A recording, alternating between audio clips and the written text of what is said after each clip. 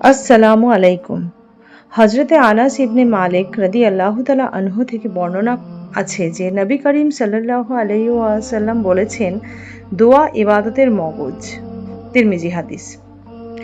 এই হাদিসের অর্থ খুব গভীর ও সুন্দর।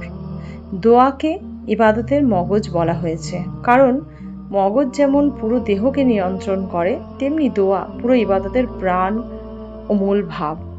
একজন বান্দার হৃদয়ের ভক্তি, নির্ভরতা, আল্লাহর ওপর ভরসা সবকিছু দোয়ার মধ্যে প্রকাশ পায়।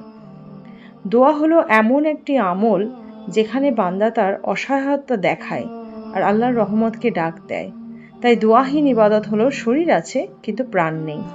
এই হাদিস আমাদের শেখায় যে মুসলমান জীবনে দোয়া শুধু কোনো সমস্যার সময় নয়, প্রতিদিনের জীবনের প্রতিটা ক্ষেত্রে থাকা উচিত।